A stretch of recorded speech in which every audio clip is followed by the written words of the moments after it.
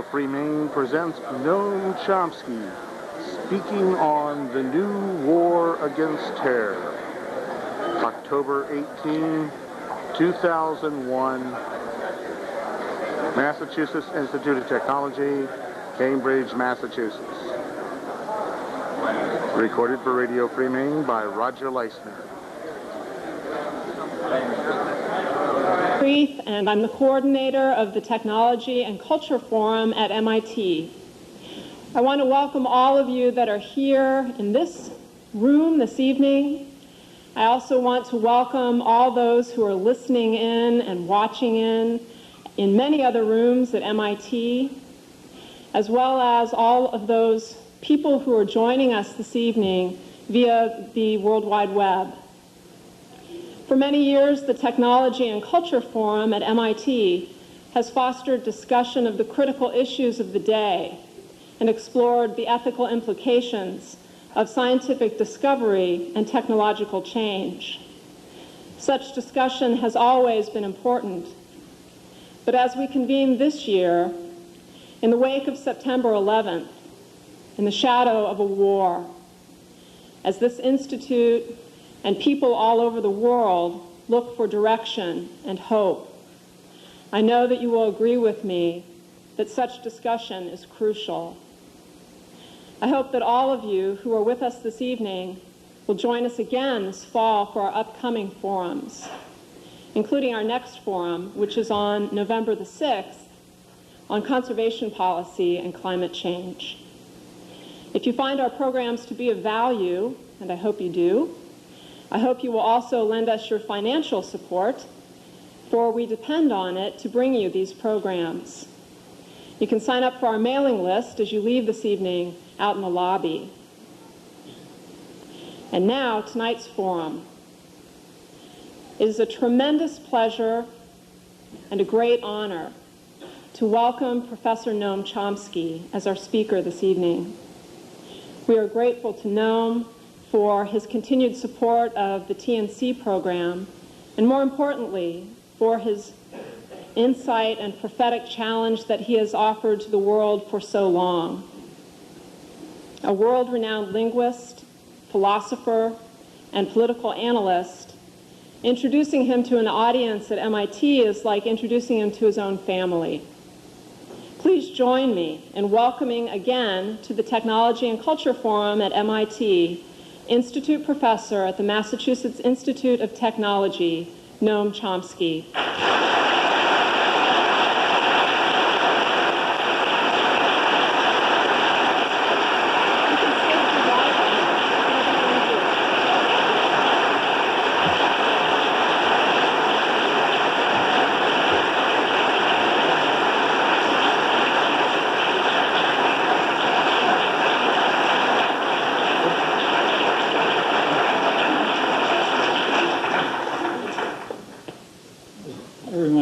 It's the TV people who run the world. And I just got orders that I'm supposed to be here, not there.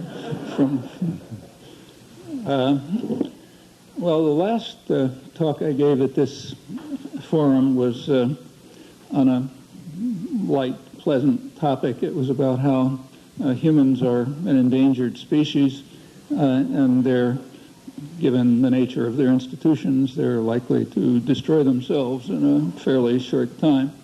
So this time there's a little relief, and we have a pleasant topic instead, the new war on terror. Fortunately, the world keeps coming up with things that make it more and more horrible as we proceed.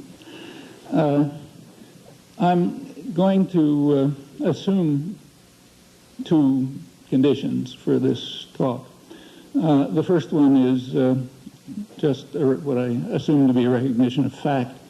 That is that the events of September 11th were a horrendous atrocity, probably the most devastating instant human toll of any crime in history outside of war.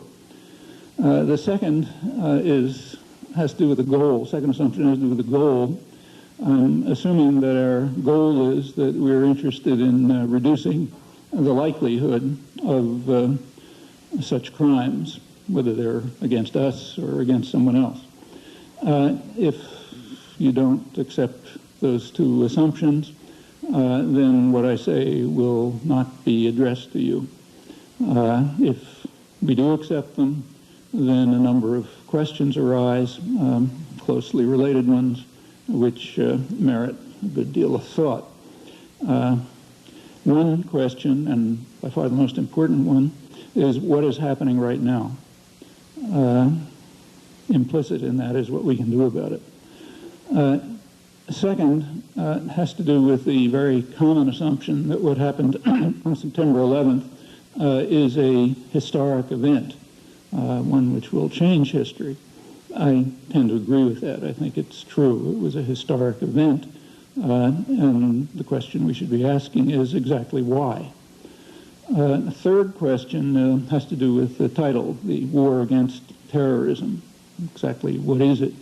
And there's a related question, namely, what is terrorism? Fourth question, which is narrower but important, has to do with the origins of the crimes of September 11th. And the fifth question that I want to talk a little about is what policy options there are in fighting this war against terrorism and dealing with the situations that led to it.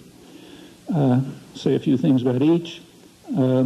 Glad to go beyond in discussion, or don't hesitate to bring up other questions. These are the ones that come to my mind as prominent, but you may easily and plausibly have other choices. Well, let's start with right now. I'll talk about the situation in Afghanistan. I'll just keep to uncontroversial sources like the New York Times. According to the New York Times, there are 7 to 8 million people in Afghanistan on the verge of starvation. That was true actually before September 11th. They were surviving on international aid. On September 16th, the Times reported, I'm quoting it, that the United States demanded from Pakistan the elimination of truck convoys that provide much of the food and other supplies to Afghanistan's civilian population. As far as I could determine, there was no reaction in the United States, or for that matter in Europe. It was on national radio all over Europe the next day.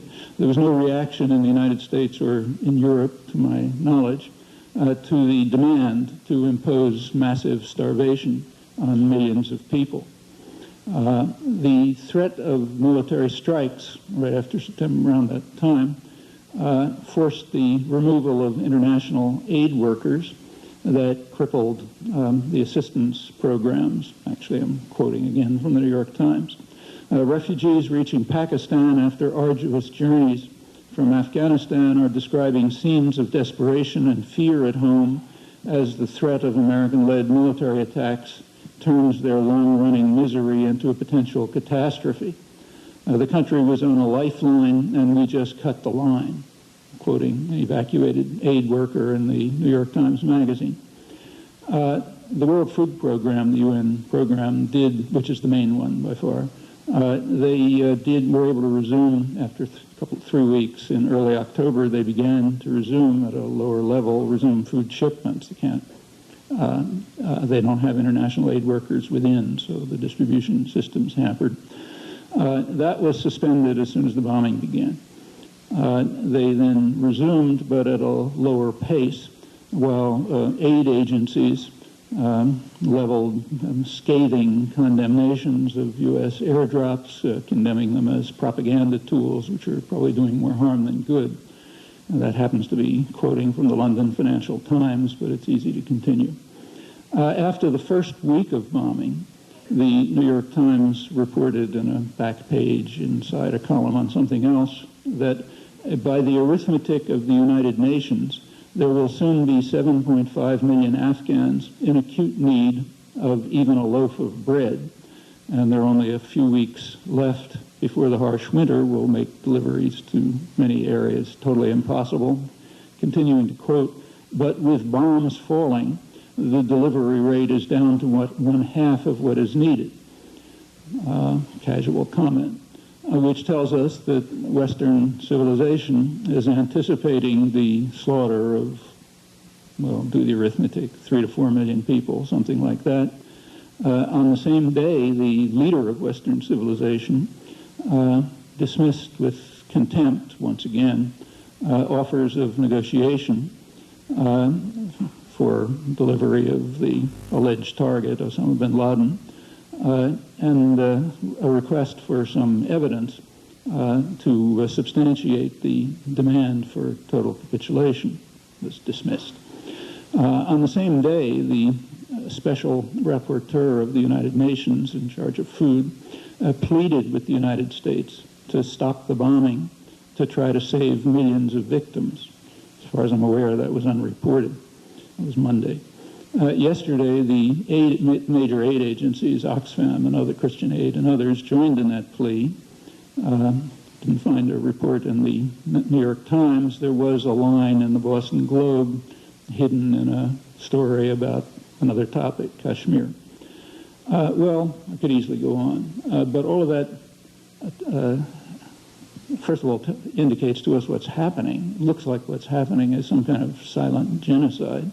It also gives a good deal of insight into the elite culture, the culture that we're part of. It indicates that what will happen, we don't know, but plans are being made and programs implemented on the assumption that they may lead to the death of several million people in the next couple of weeks. Very casually, with no comment, no particular thought about it. That's just kind of normal. Here, and in a good part of Europe, not in the rest of the world. In fact, not even in much of Europe.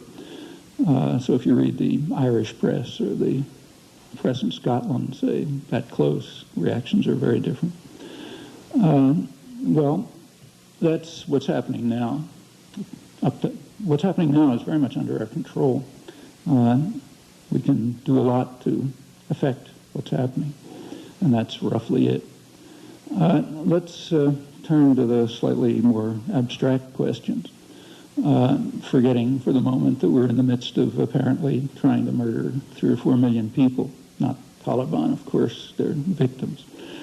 Let's go back, turn to the question of the historic event that took place in September 11th. And as I said, I think that's correct. It was a historic event. Not, unfortunately, because of its scale. Unpleasant to think about, but in terms of the scale, it's not that unusual. I did say it's the worst, probably the worst instant human toll of any crime, and that may be true. But there are terrorist crimes with effects a bit more drawn out that are much more extreme, unfortunately. Nevertheless, it's a historic event because there was a change. The change was the direction in which the guns were pointing. That's new, radically new. So it takes a U.S. history. The last time that the national territory of the United States was under attack, or for that matter, even threatened, was when the British burned down Washington in 1814. There have been many it was common to bring up Pearl Harbor, but that's not a good analogy. The Japanese, whatever you think about it, the Japanese bombed military bases in 2 U.S. colonies, not the national territory. Colonies which had been taken from their inhabitants in not a very pretty way. This is the national territory that's been attacked on a large scale. You can find a few fringe examples, but this is unique. During these close to 200 years, we, the United States, expelled or mostly exterminated the indigenous population, it's many million people, conquered half of Mexico, carried out depredations all over the region, Central America, and sometimes beyond, conquered Hawaii and the Philippines, killing several 100,000 Filipinos in the process. Since the Second World War, it's extended its reach around the world in ways I don't have to describe, but it was always killing someone else. The fighting was somewhere else. It was others who were getting slaughtered, not here, not the national territory. In the case of Europe, the change is even more dramatic because its history is even more horrendous than ours. We are an offshoot of Europe, basically. For hundreds of years, Europe has been casually slaughtering people all over the world. That's how they conquered the world, not by handing out candy to babies. During this period, Europe did suffer murderous wars, but that was European killers murdering one another. The main sport of Europe for hundreds of years was slaughtering one another. The only reason it came to an end in 1945 had nothing to do with democracies not making war on each other and other fashionable notions. It had to do with the fact that everyone understood that the next time they play the game, it's going to be the end for the world, because the Europeans, including us, had developed such massive weapons of destruction that game just has to be over. And it goes back hundreds of years. I mean, in the 17th century, about probably 40% of the population of Germany was wiped out in one war. But during this whole bloody, murderous period, it was Europeans slaughtering each other and Europeans slaughtering people elsewhere. The Congo didn't attack Belgium. India didn't attack England. Algeria didn't attack France. It's uniform. And there are, again, small exceptions, but pretty small in scale, certainly invisible on the scale of what Europe and us were doing to the rest of the world. This is the first change. The first time that the guns have been pointed the other way.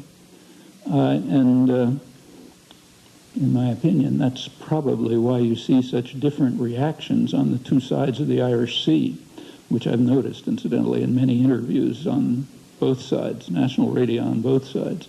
The world looks very different depending whether you're holding the lash or whether you're being whipped by it for hundreds of years. Very different. So I think the shock and surprise in Europe and its offshoots, like here, is very understandable. It is a historic event, but regrettably not in scale, in something else. And a reason why the rest of the world, most of the rest of the world, looks at it quite differently. Not that lacking sympathy for the victims of the atrocity or being horrified by them, that's almost uniform, but viewing it from a different perspective. Something we might want to understand. Well, let's go to the third question. What is the war against terrorism? And side question, what's terrorism? The war against terrorism has been described in high places as a struggle against a plague, a cancer, which is spread by barbarians, by depraved opponents of civilization itself. That's a feeling that I share. The words I'm quoting, however, happen to be from 20 years ago. That's President Reagan and his Secretary of State. The Reagan administration came into office 20 years ago declaring that the war against international terrorism would be the core of our foreign policy, describing it in terms of the kind I just mentioned and others. And it was the core of our foreign policy. The Reagan administration responded to this plague spread by depraved opponents of civilization itself by creating an extraordinary international terrorist network, totally unprecedented in scale, which carried out massive atrocities all over the world, primarily, well, partly nearby, but not only there. I won't run through the record. You're all educated people, so I'm sure you learned about it in high school. But I'll just mention one case which is totally uncontroversial, so we don't have to argue about it. By no means the most extreme, but uncontroversial. It's uncontroversial because of the judgments of the highest international authorities, the International Court of Justice, the World Court, and the UN Security Council. So this one is uncontroversial, at least among people who have some minimal concern for international law, human rights, justice, and other things like that. And now I'll leave you an exercise. You can estimate the size of that category by simply asking how often this uncontroversial case has been mentioned in the commentary of the last month, And it's a particularly relevant one, not only because it's uncontroversial, but because it does offer a precedent as to how a law-abiding state would respond to, did respond, in fact, to a case of international terrorism, which is uncontroversial, and was even more extreme than the events of September 11th. I'm talking about the Reagan-U.S. war against Nicaragua, which left tens of thousands of people dead, the country ruined, perhaps beyond recovery. Nicaragua did respond. They didn't respond by setting off bombs in Washington. They responded by taking it to the World Court, presenting a case. They had no problem putting together evidence. The World Court accepted their case, ruled in their favor, ordered condemned what it called the unlawful use of force, which is another word for international terrorism, by the United States, ordered the United States to terminate the crime and to pay massive reparations. The United States, of course, dismissed the court judgment with total contempt and announced that it would not accept the jurisdiction of the court henceforth. Nicaragua then went to the UN Security Council, which considered a resolution calling on all states to observe international law. No one was mentioned, but everyone understood. The United States vetoed the resolution. It now stands as the only state on record which has both been condemned by the World Court for international terrorism and has vetoed the Security Council resolution calling on states to observe international law. Nicaragua then went to the General Assembly, where there's technically no veto, but a negative U.S. vote amounts to a veto. It passed a similar resolution with only the United States, Israel, and El Salvador opposed. The following year, again, this time the United States could only rally Israel to the cause, so 2 votes opposed to observing international law. At that point, Nicaragua couldn't do anything lawful.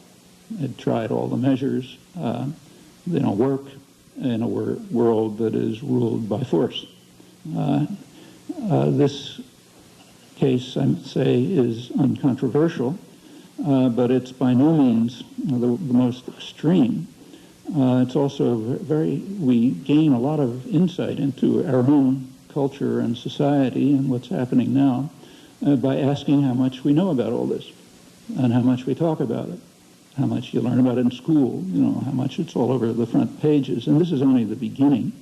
The United States responded to the World Court and the Security Council by immediately escalating the war very quickly, and that was a bipartisan decision, incidentally. The terms of the war were also changed. For the first time, there were official orders given, to the terrorist army to attack what are called soft targets, meaning undefended civilian targets, and to keep away from the Nicaraguan army.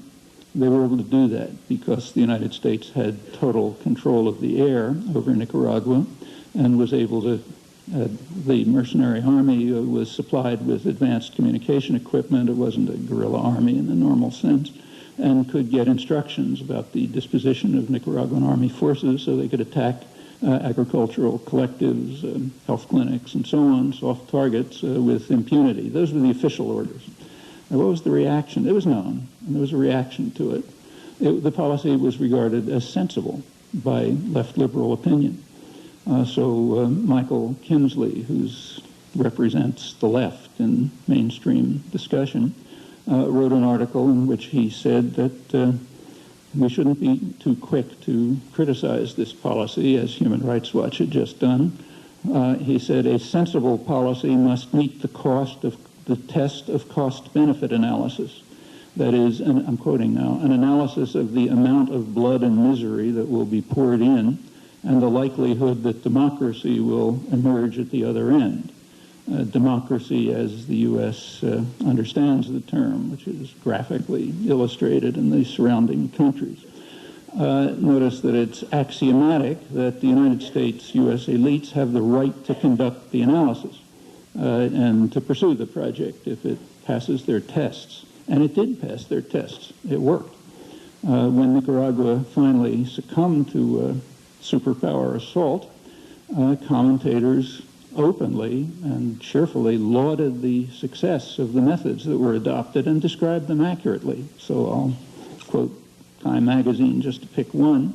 Lauded the success of the methods adopted to wreck the economy and prosecute a long and deadly proxy war until the exhausted natives overthrow the unwanted government themselves with a cost to us that is minimal, and leaving the victims with wrecked bridges, sabotaged power stations, and ruined farms, and thus providing the U.S. candidate with a winning issue, ending the impoverishment of the people of Nicaragua. The New York Times had a headline saying, "Americans united in joy at this outcome." That's the culture in which we live, and it reveals several facts. One is the fact that terrorism works.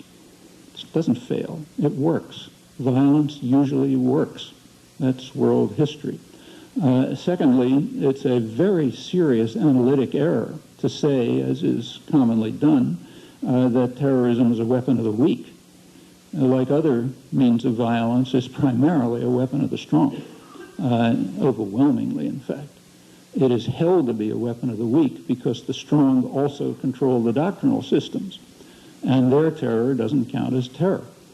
That's close to universal. I can't think of an exception, historical exception. Even the worst mass murderers viewed the world that way. So take the Nazis.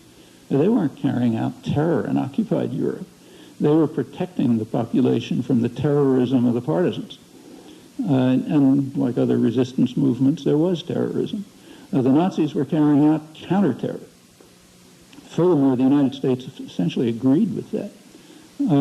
After the war, the U.S. Army did extensive studies of Nazi counter-terror operations in Europe. First, I should say that the U.S. picked them up and began carrying them out itself, often against the same targets, the former resistance. But the Army, the military, also studied the Nazi methods, published interesting studies, sometimes critical of them because they were inefficiently carried out. So there's a critical analysis of, they didn't do this right, didn't do that right. But those methods, with the advice of Wehrmacht officers who were brought over here, became the manuals of counterinsurgency, of counterterror, of low-intensity conflict, as it's called, and are the manuals and are the procedures that are being used. So it's not just that the Nazis did it, it's that it was regarded as the right thing to do by the leaders of Western civilization, that is us, who then proceeded to do it themselves. Terrorism is not the weapon of the weak. It is the weapon of those who are against us, whoever us happens to be. And if you can find a historical exception to that, I'd be interested in seeing it.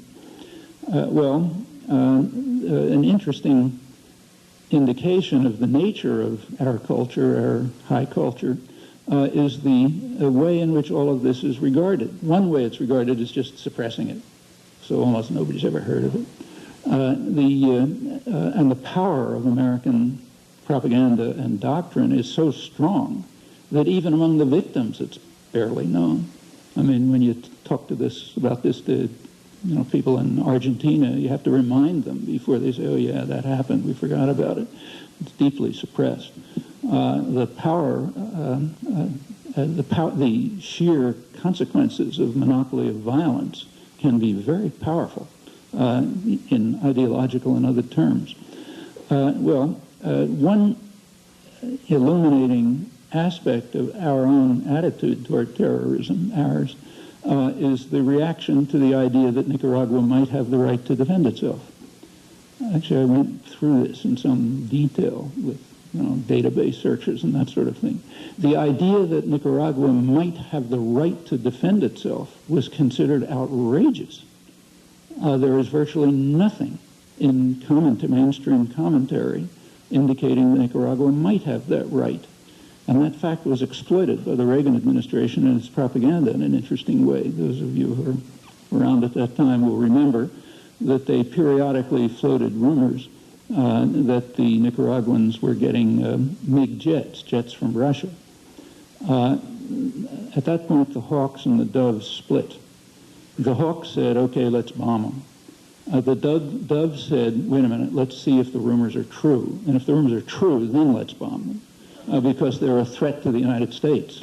Why, incidentally, were they getting MiGs? Well, because the United States, they tried to get jet planes from European countries, but the United States put pressure on its allies so they wouldn't send them means of defense because they wanted them to turn to the Russians. That's good for propaganda purposes. Then they become a threat to us. You remember they were just two days march from Harlingen, Texas. We actually declared a national emergency in 1985 to protect the country from the threat of Nicaragua. And it stayed in force. But so it was much better for them to get arms from the Russians. Well, why would they want jet planes? Well, for the reasons that I already mentioned. The United States had total control of their airspace, was overflying it, and using that to provide instructions to the terrorist army to enable them to attack soft targets without running into the army that might defend them.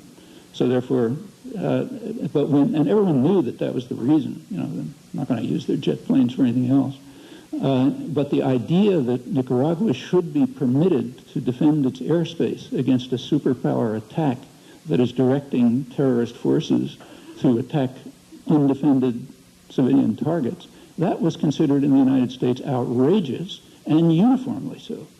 Exceptions are so slight, you know, I can practically list them. I don't suggest that you take my word for this. Have a look. Includes our own senators, incidentally. Another illustration of how we regard terrorism is happening right now. The U.S. has just appointed an ambassador to the United Nations to lead the war against terrorism a couple of weeks ago. Who is he? Well, his name's John Negroponte. He was the U.S. ambassador in the fiefdom, which is what it is, of Honduras in the early 1980s. There was a little fuss made about the fact that he must have been aware, as he certainly was, of the large-scale murders and other atrocities that were being carried out by the security forces in Honduras that we were supporting, but that's a small part of it.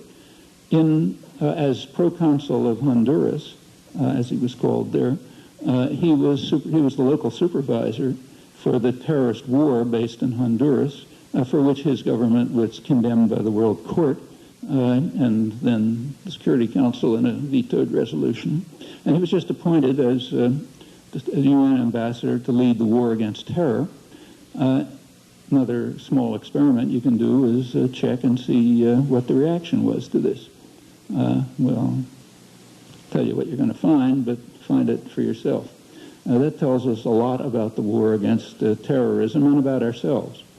After the United States took over the country again under the conditions that were so graphically described by the press, the country is it was pretty much destroyed in the 1980s, but it's totally collapsed since. In every respect, just about economically, it's declined sharply since the U.S. takeover, democratically in every other respect. It's now the second poorest country in the hemisphere.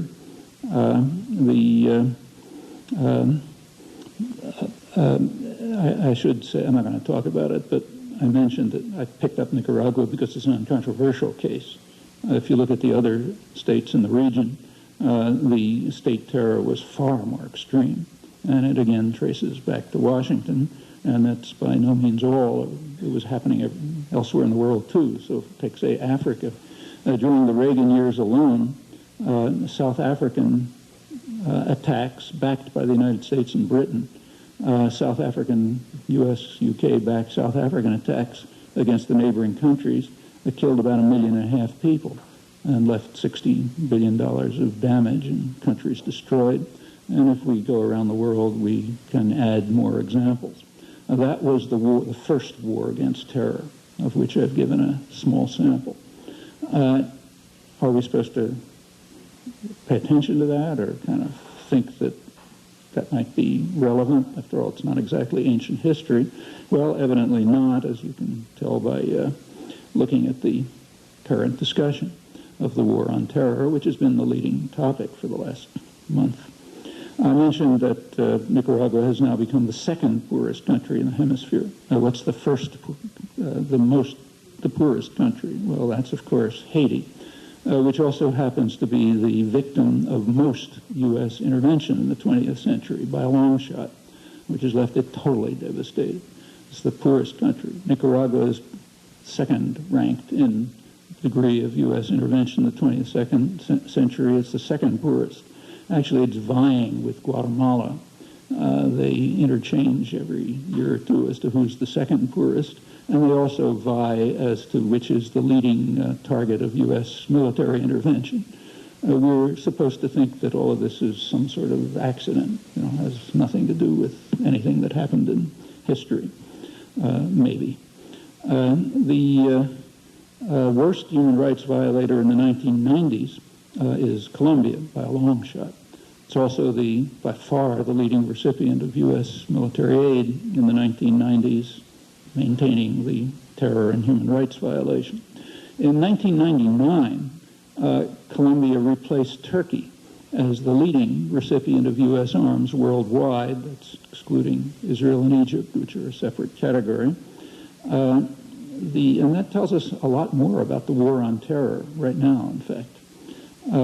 Why was Turkey getting such a huge flow of U.S. arms? Well, if you take a look at the flow of U.S. arms to Turkey, Turkey always got a lot of U.S. arms. It's strategically placed, a member of NATO, and so on. But the arms flow to Turkey went up very sharply in 1984. It had nothing to do with the Cold War. I mean, Russia was collapsing. And it stayed high from 1984 until 1999, when it reduced and it was replaced in the lead by Colombia. What happened from 1984 to 1999? Well, in 1984, Colombia launched a major terrorist war against the Kurds in southeastern Turkey.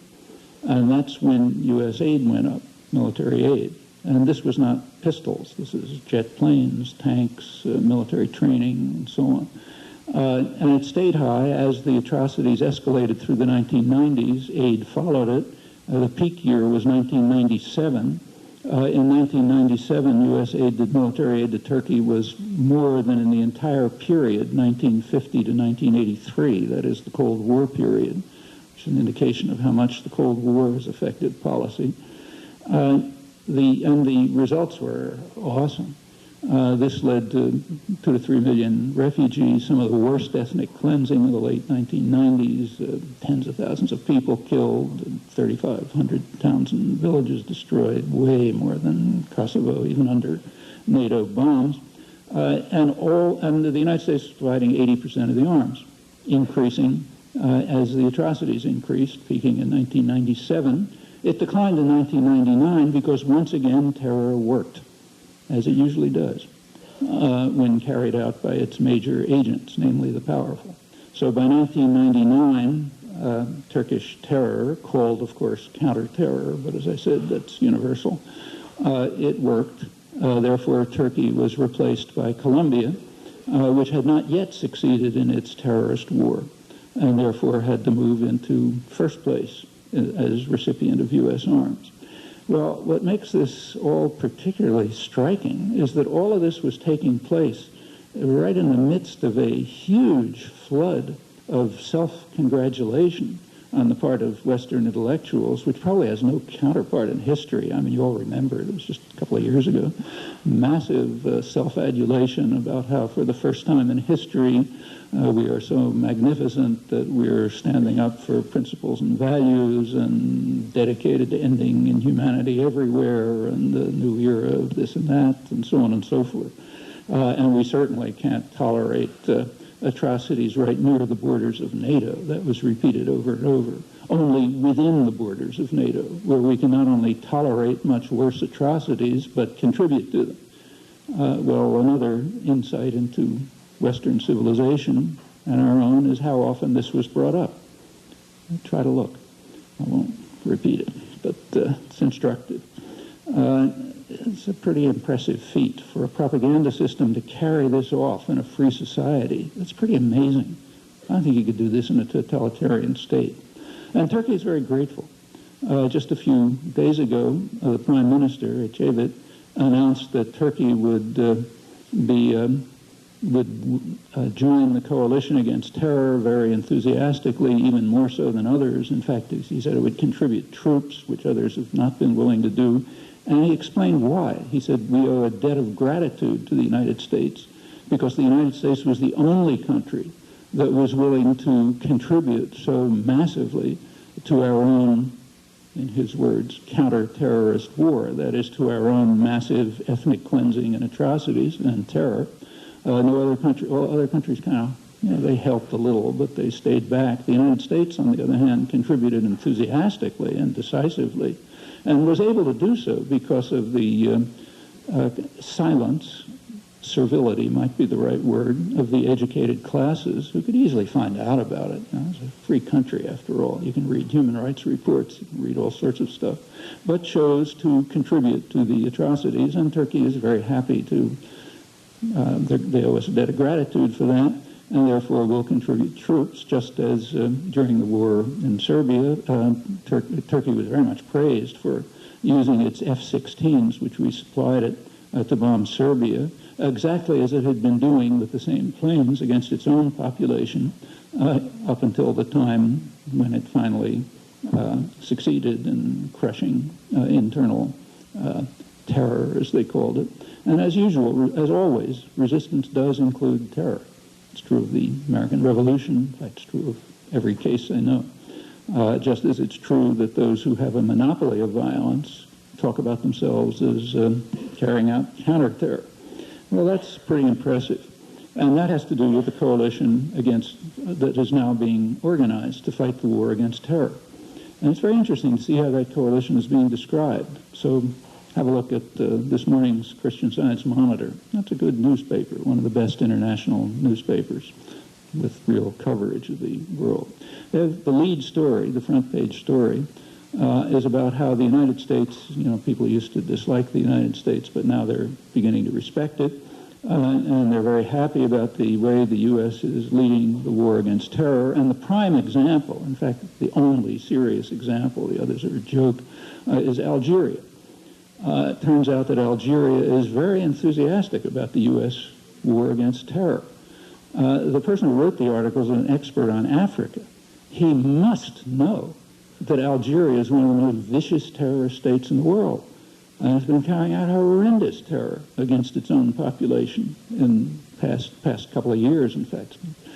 For a while, this was under wraps, but it was finally exposed in France with defectors from the Algerian army. It's all over the place there, and in England and so on. But here, we're very proud because one of the worst terrorist states in the world is now enthusiastically welcoming the U.S. war on terror and, in fact, is cheering on the United States to lead the war. That shows how popular we're getting. And if you look at the coalition that's being formed against terror, it tells you a lot more. A leading member of the coalition is Russia, which is delighted to have the United States support its murderous terrorist war in Chechnya instead of occasionally criticizing it in the background. China is joining enthusiastically. It's delighted to have support for the atrocities it's carrying out in Western China against what it calls Muslim secessionists. Turkey, as I mentioned, is very happy with the war against terror. They're experts in it. Algeria, Indonesia, delighted to have even more U.S. support for atrocities that it's carrying out in Aceh and elsewhere. Now, we can run through the list. The list of the states that have joined the coalition against terror is quite impressive. They have a characteristic in common. They are certainly among the leading terrorist states in the world, and they happen to be led by the world champion. Well, that brings us back to the question, what is terrorism? I've been assuming we understand it, but what is it? Well, there happen to be some easy answers to this. There is an official definition. You can find it in the U.S. Code or in U.S. Army manuals. Brief statement of it taken from a U.S. Army manual is fair enough, is that terror is the calculated use of violence or the threat of violence to attain political or religious ideological goals through intimidation, coercion, or instilling fear.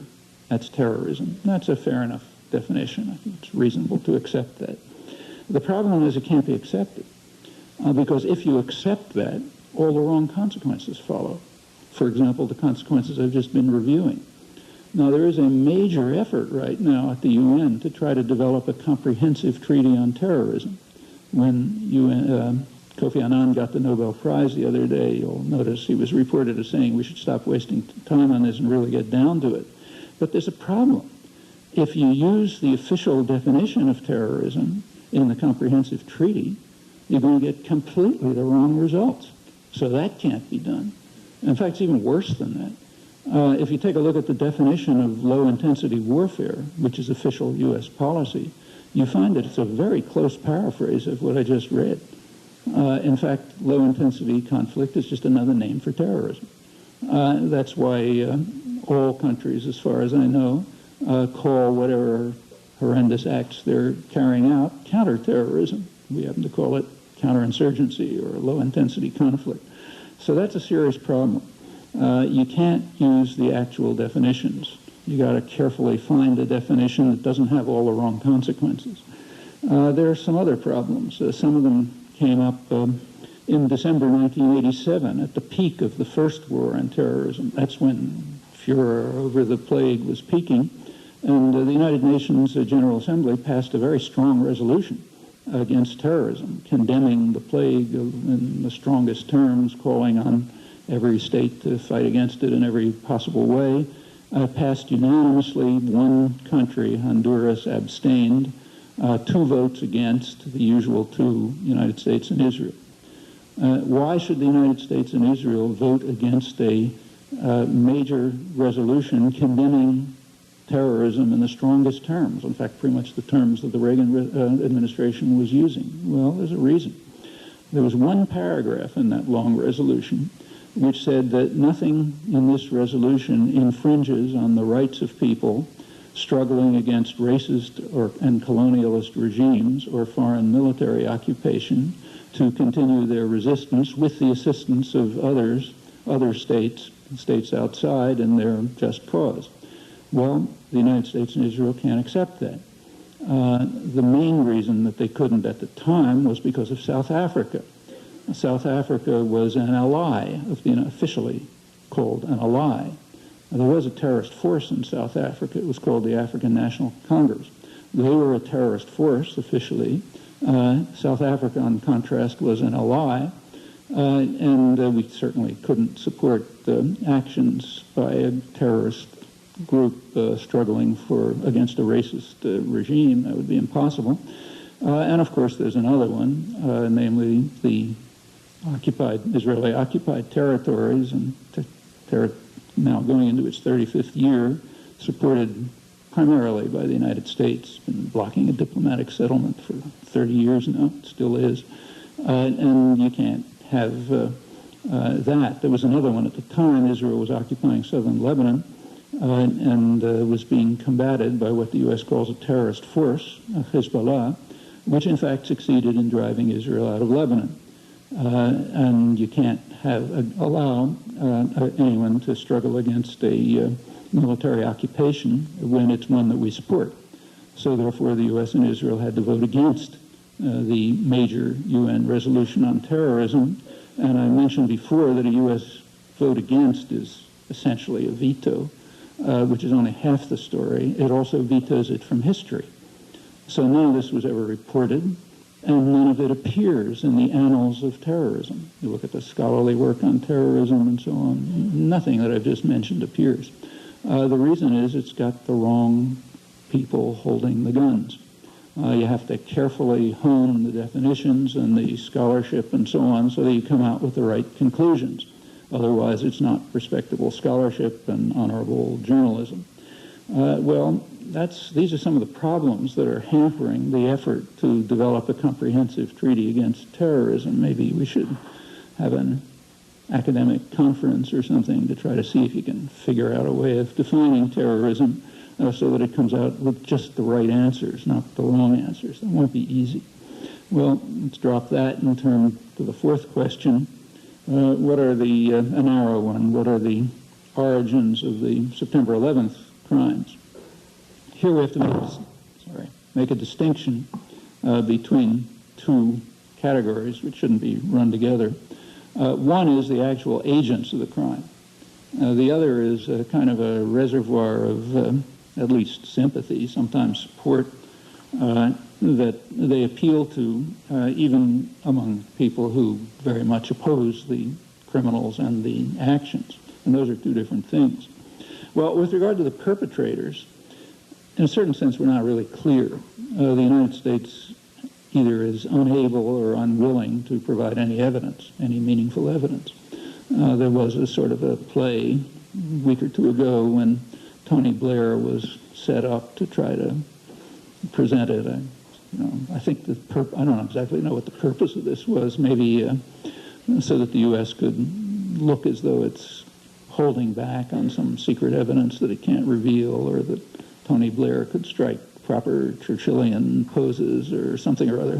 Whatever the PR reasons were, he gave a presentation which was, in serious circles, considered so absurd that it was barely even mentioned. So the Wall Street Journal, for example, one of the more serious papers, had a small story on page 12, I think, in which they pointed out that there isn't much evidence, and then they quoted some high U.S. official as saying it doesn't even matter whether there's any evidence because we're going to do it anyway. So why bother with the evidence? The more ideological press, like the New York Times and others, they had big front-page headlines. But the Wall Street Journal reaction was reasonable, and if you look at the evidence, so-called evidence, you can see why. But let's assume it's true. I mean, it was astonishing to me how weak the evidence was. I mean, I sort of thought you could do better than that without any intelligence service. In fact, remember, this was after weeks of the most intensive investigation in history of all the intelligence services of the Western world working overtime trying to put something together. And it was a prima facie, it was a very strong case even before you had anything. And it ended up about where it started, with a prima facie case. So let's assume it's true. So let's assume that, as it looked obvious the first day, still does, that the actual perpetrators come from the radical Islamic, here called fundamentalist, networks, of which the bin Laden network is undoubtedly a significant part. Whether they were involved or not, nobody knows. It doesn't really matter much. But that's the background, those networks. Well, where do they come from? Well, we know all about that. Nobody knows about that better than the CIA because it helped organize them. And it nurtured them for a long time. They were brought together in the 1980s, actually, by the CIA and its associates elsewhere. Pakistan, Britain, France, Saudi Arabia, Egypt, China was involved. They may have even been involved a little bit earlier, maybe by 1978. The idea was to try to harass the Russians, the common enemy. According to President Carter's national security advisor, Zbigniew Brzezinski, the U.S. got involved in mid-1979. You remember, just to put the dates right, that Russia invaded Afghanistan in December 1979. Okay. According to Brzezinski, the U.S. support for the Mujahideen fighting against the government began in 6 months earlier, and he's very proud of that. He says we drew the Russians into, in his words, an Afghan trap by supporting the Mujahideen, getting them to invade, getting into the trap. Then we could develop this terrific mercenary army, not a small one, maybe 100,000 men or so, bringing together the best killers they could find, who were radical Islamist fanatics from around North Africa, Saudi Arabia, anywhere they can find them. They're often called the Afghanis, but many of them, like bin Laden, were not Afghans. They were brought by the CIA and its friends elsewhere. Whether Brzezinski is telling the truth or not, I don't know. He may have been bragging. He's apparently very proud of it, knowing the consequences, incidentally. But maybe it's true. We'll know someday if the documents are ever released. Anyway, that's his perception. By January 1980, it's not even in doubt. The U.S. was organizing the Afghanis and this massive military force to try to cause the Russians maximal trouble. It was a legitimate thing for the Afghans to fight the Russian invasion, but the U.S. intervention was not helping the Afghans. In fact, it helped destroy the country, and much more. The Afghanis, so-called, had their own. It did force the Russians to withdraw, finally, although many analysts believe it probably delayed their withdrawal because they were trying to get out already. Anyway, whatever, they did withdraw. Meanwhile, the terrorist forces that the CIA was organizing, arming, and training, were pursuing their own agenda right away. It was no secret. One of their first acts was in 1981, when they assassinated the president of Egypt, who was one of the most enthusiastic of their creators. In 1983, one suicide bomber, who may or may not have been connected, it's pretty shadowy, nobody knows, but one suicide bomber drove the U.S. Army military out of Lebanon. And it continued.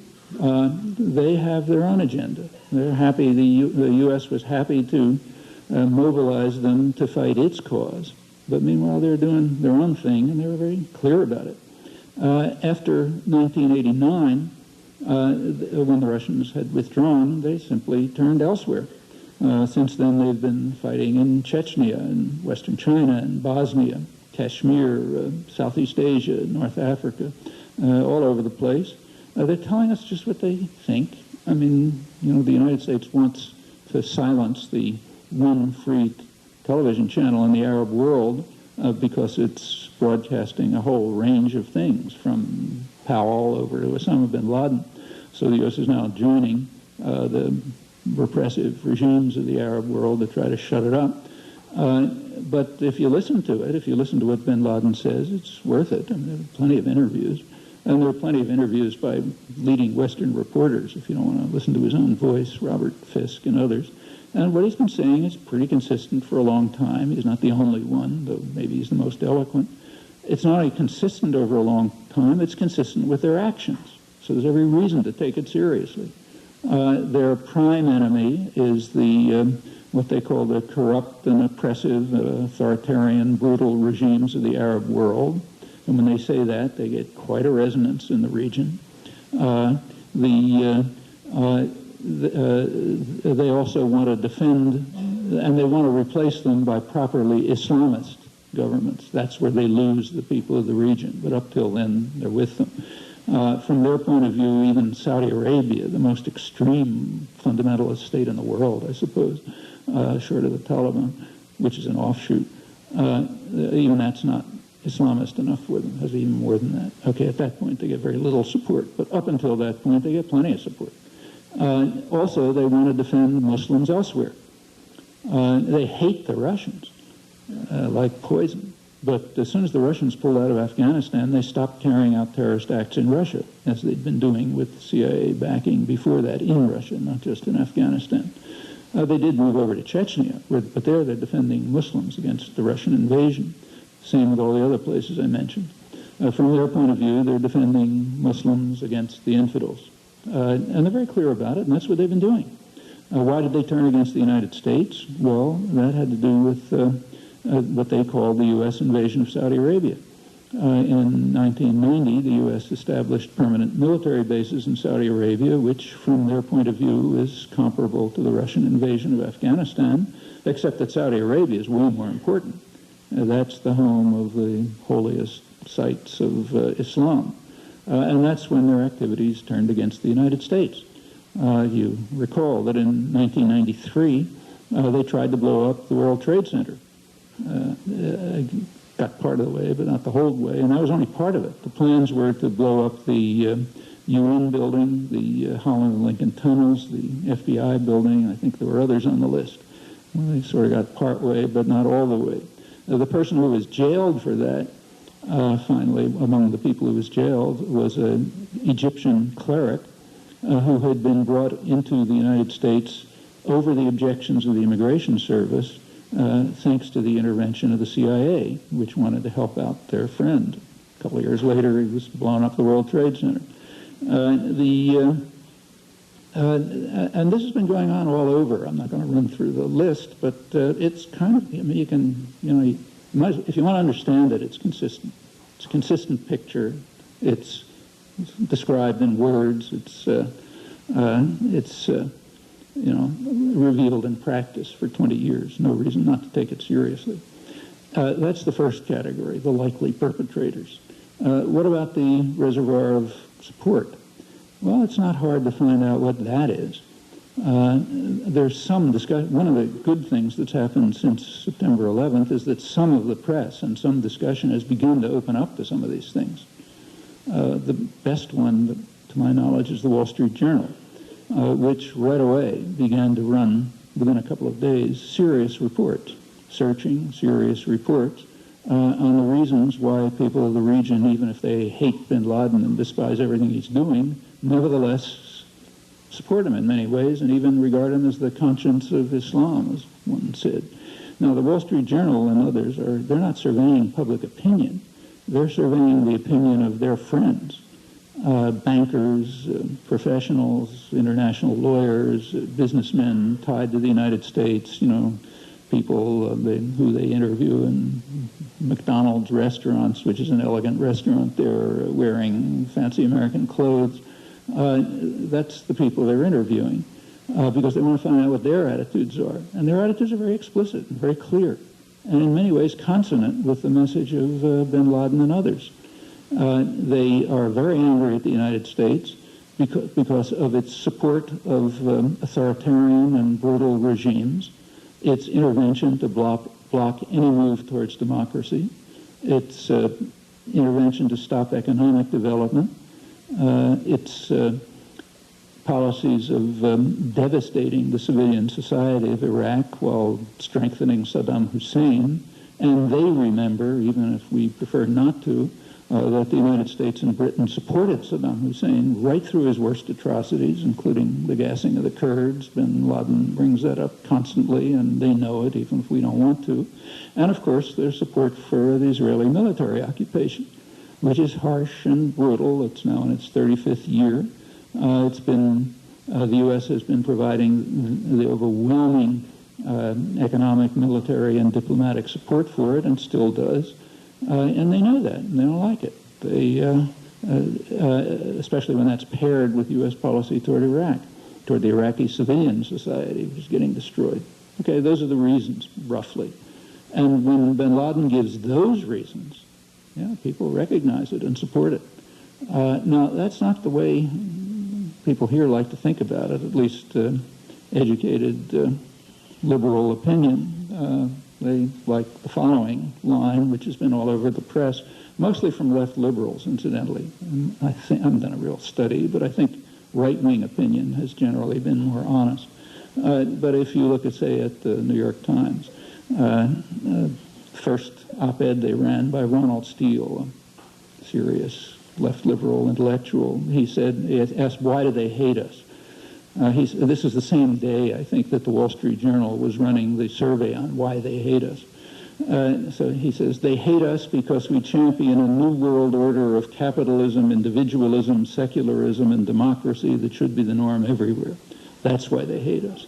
Same day, the Wall Street Journal is surveying the opinions of bankers, professionals, international lawyers, and saying, look, we hate you because you're blocking democracy, you're preventing economic development, you're supporting brutal regimes, terrorist regimes, and you're doing these horrible things in the region. A couple of days later, Anthony Lewis, way out on the left, explained that the terrorists seek only apocalyptic nihilism, nothing more, and nothing we do matters. The only consequence of our actions, he says, that could be harmful is that it makes it harder for Arabs to join in the coalition's anti-terrorism effort. But beyond that, everything we do is irrelevant. That's got the advantage of being sort of comforting, makes you feel good about yourself and how wonderful you are. It enables us to evade the consequences of our actions. It has a couple of defects. One is it's totally at variance with everything we know. And another defect is it's a perfect way to ensure that you escalate the cycle of violence. If you want to live with your head buried in the sand and pretend they hate us because they're opposed to globalization, that's why they killed Sadat 20 years ago and fought the Russians and tried to blow up the World Trade Center in 1993. And these are all people who are right in the midst of what the corporate globalization. But if you want to believe that, yeah, comforting. And it's a great way to make sure that violence escalates. That's tribal violence. You know, you did something to me, I'll do something worse to you. I don't care what the reasons are, and we just keep going that way. You know, that's a way to do it. Pretty much straight left liberal opinion. What are the policy options? Well, there are a number. A narrow policy option from the beginning was to follow the advice of really far-out radicals like the Pope, and Vatican immediately said, look, it's a horrible terrorist crime. In the case of a crime, you try to find the perpetrators, you bring them to justice, you try them, you don't kill innocent civilians. Like if somebody robs my house and I think the guy who did it is probably in a neighborhood across the street, I don't go out with an assault rifle and kill everybody in that neighborhood. You know, that's not the way you deal with a crime, whether it's a small crime like this one or a really massive one like the U.S. terrorist war against Nicaragua and even worse ones and others in between. And there are plenty of precedents for that. In fact, I mentioned a precedent, Nicaragua, a lawful state, a law-abiding state, which is presumably why we had to destroy it, which followed the right principles. Now, of course, it didn't get anywhere because it was running up against a power that wouldn't allow lawful procedures to be followed. But if the United States tried to pursue them, nobody would stop it. In fact, everyone would applaud. And there are plenty of other precedents. When the IRA set off bombs in London, which was a pretty serious business, Britain could, apart from the fact that it was unfeasible, let's put that aside, one possible response would have been to destroy Boston, which is the source of most of the financing, and of course to wipe out West Belfast. Well, you know, quite apart from feasibility, it would have been criminal idiocy. The way to deal with it was pretty much what they did. You know, find the perpetrators, bring them to trial, and look for the reasons. Because these things don't come out of nowhere. You know, they come out of something. And whether it's a crime in the streets or a monstrous terrorist crime or anything else, there's reasons. And usually if you look at the reasons, some of them are legitimate and ought to be addressed independently of the crime. They ought to be addressed because they're legitimate. And that's the way you deal with it.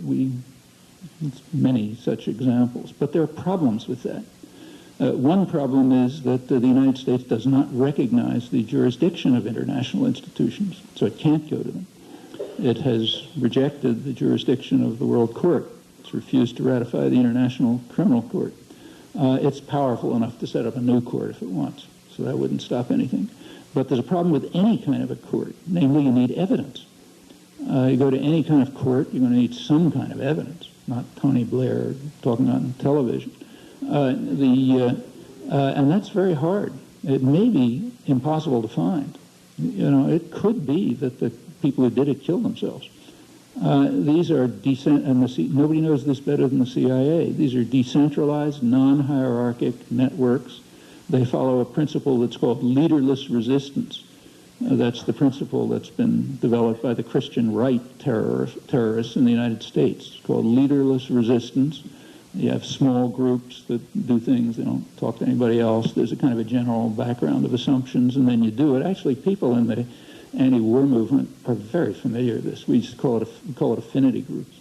If you assume correctly that whatever your group you're in is being penetrated by the FBI, when something serious is happening, you don't do it in a meeting.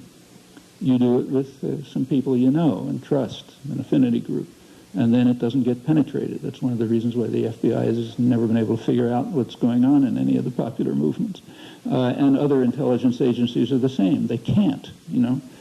That's leaderless resistance, or affinity groups and decentralized networks are extremely hard to penetrate. And it's quite possible that they just don't know. When Osama bin Laden claims he wasn't involved, that's entirely possible. In fact, it's pretty hard to imagine how a guy in a cave in Afghanistan who doesn't even have a radio or a telephone could have planned a highly sophisticated operation like that. Chances are it's part of the background, you know, like other leaderless resistance terrorist groups, which means it's going to be extremely hard to find evidence. The U.S. doesn't want to present evidence because it wants to be able to do it, to act without evidence. That's a crucial part of the reaction. You'll notice that the U.S. did not ask for Security Council authorization, which they probably could have gotten this time, not for pretty reasons, but because the other permanent members of the Security Council are also terrorist states. They are happy to join a coalition against what they call terror, namely in support of their own terror. Like Russia wasn't going to veto it, they love it. So the U.S. probably could have gotten Security Council authorization, but it didn't want it.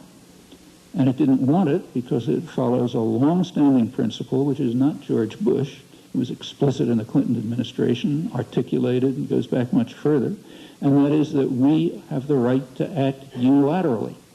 We don't want international authorization because we act unilaterally. And therefore, we don't want it. We don't care about evidence. We don't care about negotiation. We don't care about treaties. We're the strongest guy around, toughest thug on the block. We do what we want. Authorization is a bad thing, and therefore must be avoided. There's even a name for it in the technical literature. It's called establishing credibility. You have to establish credibility. That's an important factor in many policies. It was the official reason given for the war in the Balkans, and the most plausible reason. You want to know what credibility means? Ask your favorite mafia don. I'll explain to you what credibility means. And it's the same in international affairs, except, it's talked about in universities. You do it with big words and that sort of thing. But it's basically the same principle. And it makes sense, and it usually works. Main historian who's written about this for the last several hundred years is Charles Tilly. His book called Coercion and Violence, and he points out that violence has been the leading principle of Europe for hundreds of years, and the reason is because it works. It's very reasonable. It almost always works when you have an overwhelming predominance of violence and a culture of violence behind it. So therefore it makes sense to follow it. Well, those are all problems in pursuing lawful paths. And if you did try to follow them, you'd really open some very dangerous doors. Like the U.S. is demanding that the Taliban hand over Osama bin Laden. And they're responding in a way which is regarded as totally absurd and outlandish in the West. Namely, they're saying, okay, but first give us some evidence. That is, in the West, that's considered ludicrous. It's a sign of their criminality. How can they ask for evidence? I mean, if somebody asked us to hand someone over, we'd do it tomorrow. We wouldn't ask for any evidence. In fact, it's easy to prove that. We don't have to make up cases. So, for example, for the last several years, Haiti has been requesting the United States to extradite Emmanuel Constant, who's a major killer. He was one of the leading figures in the slaughter of maybe 4,000 or 5,000 people in the years in the mid-90s under the military junta, which incidentally was being not so tacitly supported by the Bush and the Clinton administrations, contrary to illusions. Anyway, he's a leading killer. They got plenty of evidence, no problem about evidence. He's already been brought to trial and sentenced in Haiti, and they're asking the United States to turn him over. Well, I mean, do your own research. See how much discussion there's been of that. Actually, Haiti renewed the request a couple of weeks ago. It wasn't even mentioned. Why should we turn over a convicted killer who was largely responsible for killing 4,000 or 5,000 people a couple of years ago? In fact, if we do turn him over, who knows what he'll say? Maybe he'll say that he was being funded by and helped by the CIA, which is probably true. We don't want to open that door. And he's not the only one. I mean, for the last about 15 years, Costa Rica, which is the Democratic prize, has been trying to get the United States to hand over a John Hull, a U.S. landowner in Costa Rica, who they charge with terrorist crimes. He was using his land, they claim, with good evidence, as a base for the U.S. war against Nicaragua, which is not a controversial conclusion, remember. There's the World Court and the Security Council behind it. So they've been trying to get the United States to hand him over. Hear about that one? No. They did actually confiscate the land of another American landholder, John Hamilton, paid compensation, offered compensation, the U.S. refused, turned his land over to a national park because his land was also being used as a base for the U.S. attack against Nicaragua. Costa Rica was punished for that one. They were punished by withholding aid. We don't accept that kind of insubordination from allies. And we can go on. If you open the door to questions about extradition, it leads in very unpleasant directions, so that can't be done. Well, what about the reactions in Afghanistan? The initial proposal, the initial rhetoric, was for a massive assault, which would kill many people visibly, and also an attack on other countries of the region. Well, the Bush administration wisely backed off from that. They were being told by every foreign leader, NATO, everyone else, every specialist, I suppose their own intelligence agencies, that would be the stupidest thing they could possibly do. It would simply be like opening recruiting offices for bin Laden all over the region. That's exactly what he wants, and it would be extremely harmful to their own interests. So they backed off that one. They're turning to what I described earlier, which is a kind of silent genocide. Well, I already said what I think about it. And I don't think anything has to be said. You can figure it out if you do the arithmetic. Is a sensible proposal, which is kind of on the verge of being considered, but it's been sensible all along, and is being called for by expatriate Afghans and allegedly tribal leaders internally, is for a UN initiative, which would keep the Russians and the Americans out of it, totally. These are the two countries that have practically wiped the country out in the last 20 years. They should be out of it. They should provide massive reparations, but that's their only role. A UN initiative to bring together elements within Afghanistan that would try to construct something from the wreckage. It's conceivable that that could work with plenty of support and no interference. If the U.S. insists on running it, you might as well quit. We have a historical record on that one. You'll notice that the name of this operation, remember at first it was going to be a crusade, but they backed off that because PR agents told them that wouldn't work. And then it was going to be infinite justice, but the PR agents said, wait a minute, you're sounding like you're divinity, so that wouldn't work. And then it was changed to enduring freedom. We know what that means, but nobody has yet pointed out, fortunately, that there's an ambiguity there. To endure means to suffer. And there are plenty of other people around the world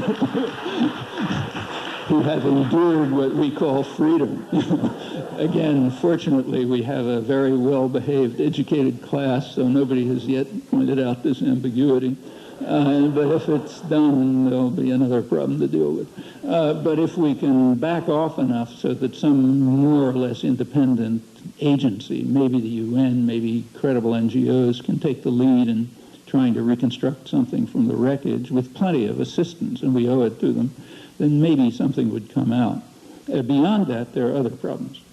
We certainly want to reduce the level of terror, certainly not escalate it. There's one easy way to do that, and therefore it's never discussed, namely stop participating in it. That would automatically reduce the level of terror enormously, but that you can't discuss. Well, we ought to make it possible to discuss it. So that's one easy way to reduce the level of terror. Beyond that, we should rethink the kinds of policies, and Afghanistan's not the only one, in which we organize and train terrorist armies. That has effects. We're seeing some of the effects now. September 11th is one. Rethink it. Rethink the policies that are creating a reservoir of support.